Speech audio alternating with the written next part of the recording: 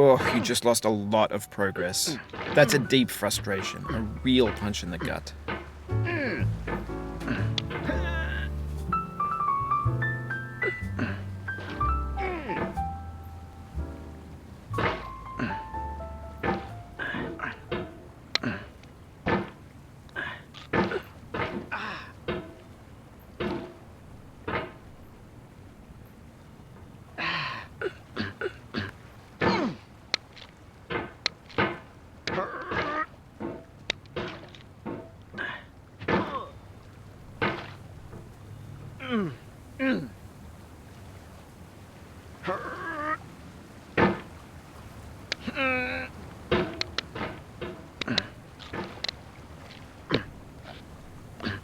There's no feeling more intense than starting over.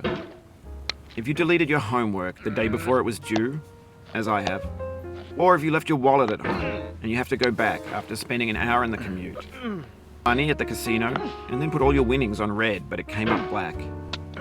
If you got your best shirt dry cleaned before a wedding and then immediately dropped food on it. If you won an argument with a friend and then later discovered that they just returned to their original view. Starting over is harder than starting up. If you're not ready for that, like if you've already had a bad day, then what you're about to go through might be too much. Feel free to go away and come back. I'll be here. Take a break at any point. Just find a safe place to stop and quit the game. And don't worry, I'll save your progress, always, even your mistakes. Out in 2002, titled Sexy Hiking. The author of that game was Jazzuo, a mysterious Czech designer who was known at the time as the father of B games. And B games are rough assemblages of found objects.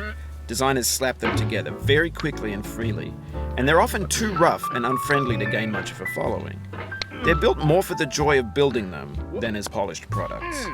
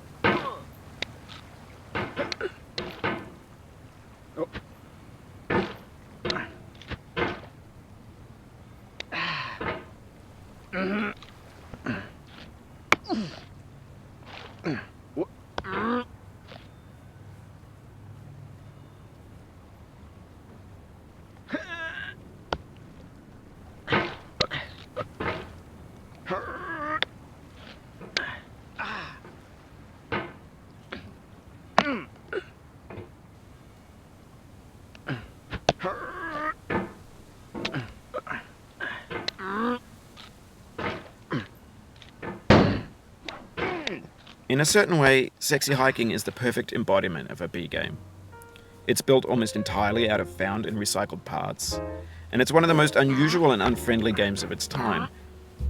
In it, your task is simply to drag yourself up a mountain with a hammer.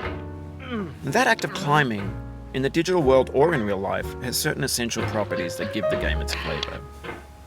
No amount of forward progress is guaranteed.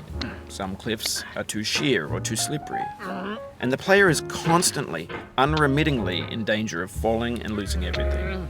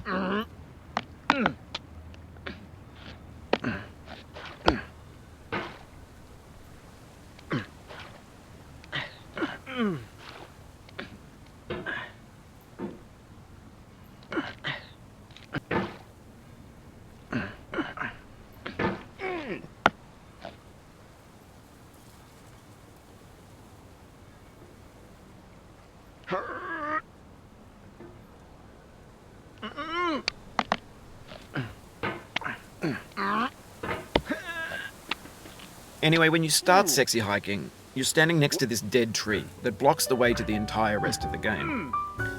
It might take you an hour to get over that tree, and a lot of people never got past it. You prod and you poke at it, exploring the limits of your reach and your strength, trying to find a way up and over. And there's a sense of truth in that lack of compromise. Most obstacles in video game worlds are fake. You can be completely confident in your ability to get through them once you have the correct method or the correct equipment or just by spending enough time. In that sense, every pixelated obstacle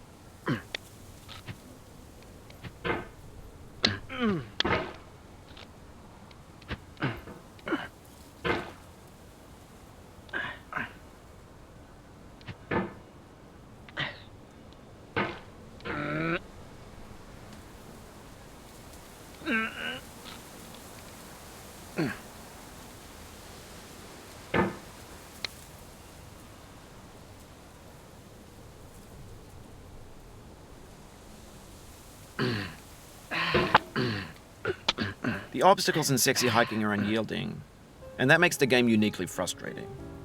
But I'm not sure Jazzuo intended to make a frustrating game. The frustration is just essential to the act of climbing, and it's authentic to the process of building a game about climbing. A funny thing happened to me as I was building this mountain.